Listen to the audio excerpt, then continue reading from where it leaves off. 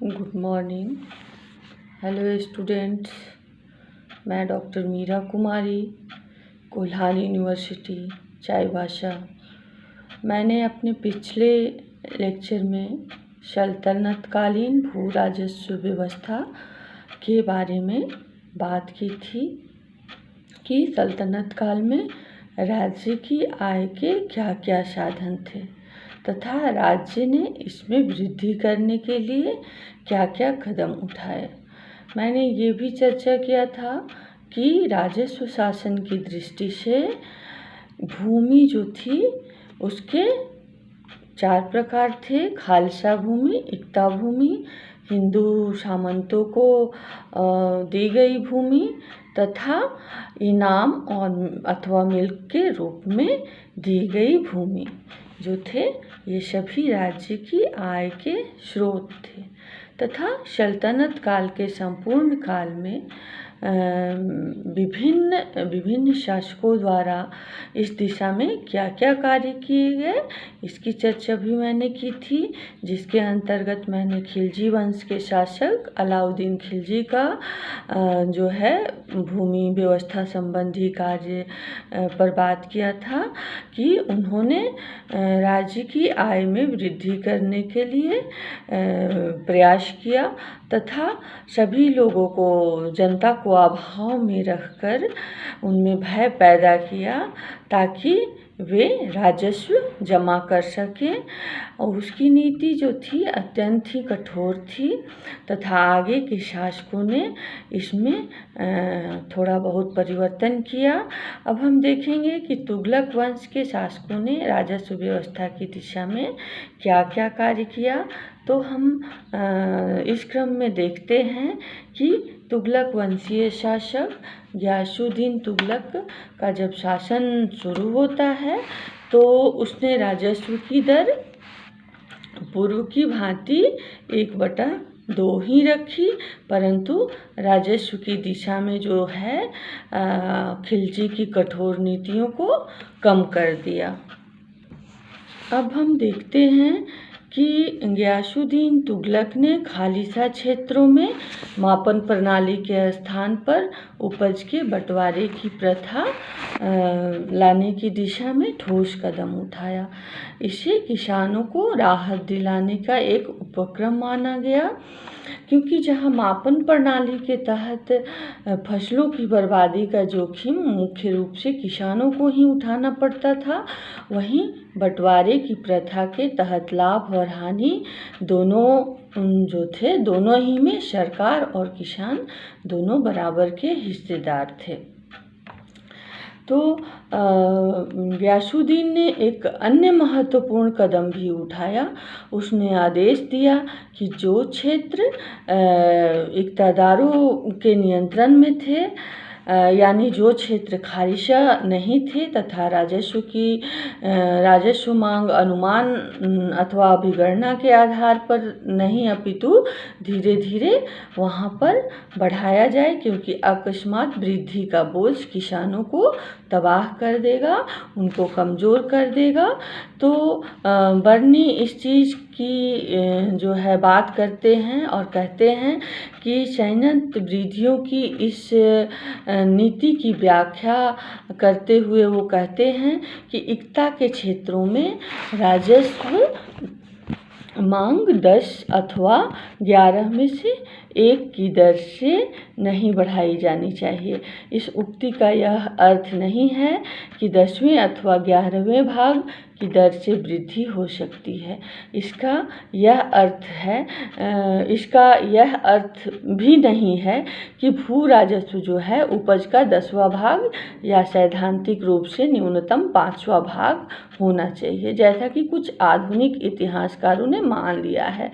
बर्नी ने दोआब के खालिसा क्षेत्रों में अथवा इक्तों में कहीं भी राजस्व मांग की दर का उल्लेख नहीं किया है। शायद खालिसा से बाहर के क्षेत्रों में परंपरागत मांग पहले की तरह 1/3 बनी रही। अब हम देखते हैं कि मोहम्मद बिन तुगलक ने अलाउद्दीन की प्रणाली को पुनः आरंभ किया एवं समूचे साम्राज्य में इसे लागू करने का प्रयास किया। उसकी कार्रवाइयों के कारण दोआब में गंभीर कृषक विद्रोह हुए। किसानों के विद्रोह दोआब में शुरू हो गए। लगता है इसका कारण यह था कि मापन के अंतर्गत आने वाले क्षेत्र में व्यक्तिगत रूप से किसानों पर भू राजस्व का निर्धारण करने में वास्तविक उपज को नहीं बल्कि कृत्रिम रूप से निर्धारित मानक उपज को आधार बनाया गया था। साथ ही उपज को नगद में रूपांतरित करने समय वास्तविक मूल्यों को नहीं बल्कि सरकारी मानक मूल्यों को ध्यान में रखा जाता था। मवेशियों और घरों पर कर लगाने में काफ़ी कठोरता अपनाई गई। इस प्रकार भू राजस्व की मांग वास्तव में काफ़ी अधिक बढ़ गई और उपज के आधे भाग या उससे भी अधिक तक जा पहुंची थी। अलाउद्दीन के भूमि या कृषि संबंधी सुधारों की ही तरह मोहम्मद बिन तुगलक ने ग्रामीण समाज के अपेक्षाकृत अधिक धनी लोगों, विशेषकर खूतों, मखदूमों एवं चौधरियों के विशेषाधिकारों में कटौती करने के उद्देश्य से इसमें प्रयास किए, किंतु उसके द्वारा अपनाए गए उपायों के कारण औसत किसान को भी नुकसान हुआ। यह तथ्य इस बात को स्पष्ट करता है कि उसकी कार्यवाहियों के विरुद्ध दोआब में गंभीर कृषक विद्रोह पैदा हुए। अब हम देखते हैं कि उसके पश्चात मोहम्मद बिन तुगलक ने दूसरे क्षेत्र में सुधार के प्रयास प्रारंभ करने की कोशिश की।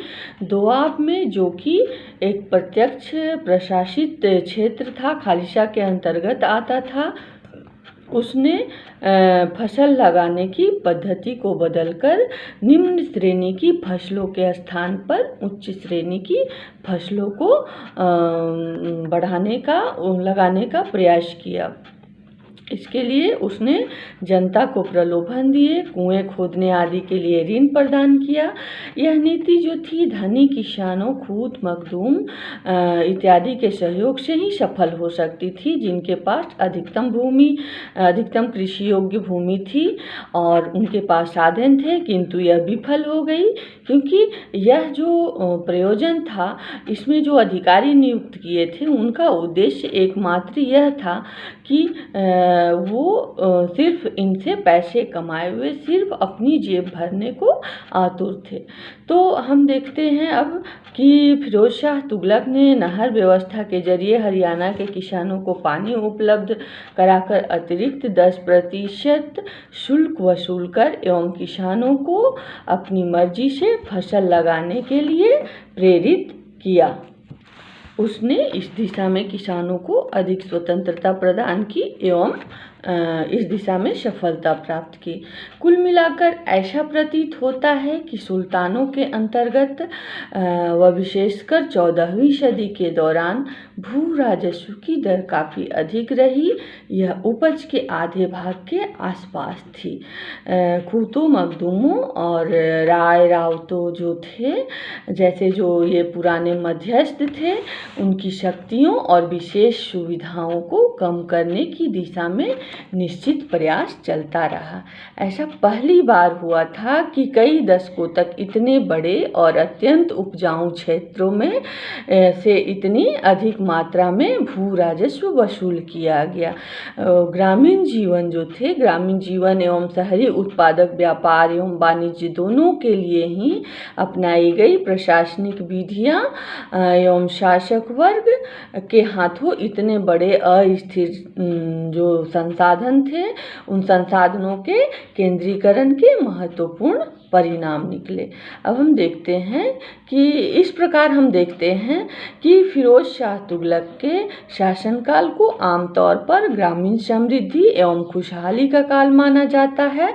बर्नी एवं अफीक का कहना है कि सुल्तान के आदेशों के कारण दोआब का एक भी गांव काश्तकारी के बगैर नहीं रहा। नहर व्यवस्था के कारण हरियाणा में कृषि का काफ़ी विस्तार हुआ। अफीक लिखते हैं कि किसानों के घरों में अनाज, धन तथा घोड़ों और वस्तुओं की इतनी भरमार हो गई कि उनका बखान करना मुश्किल था। स्पष्ट है कि ऐसे जो विवरण हैं मुख्यतः धनी किसानों एवं विशेष सुविधा प्राप्त लोगों, खूत मखदूम एवं चौधरियों के लिए होंगे।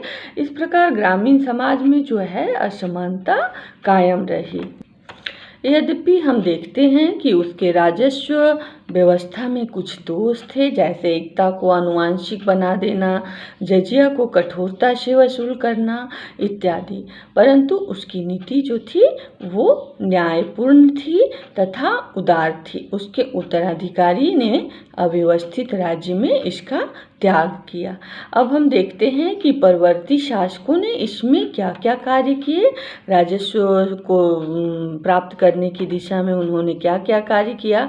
तो परवर्ती तुगलक एवं सैयद सुल्तान फिरोज शाह तुगलक के काल की व्यवस्था के मूल तत्वों का अनुसरण किया, आगे के शासकों ने अनुसरण किया।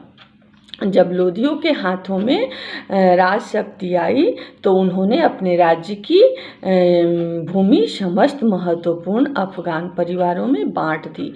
खालसा भूमि का महत्व अब जो है कम हो गया।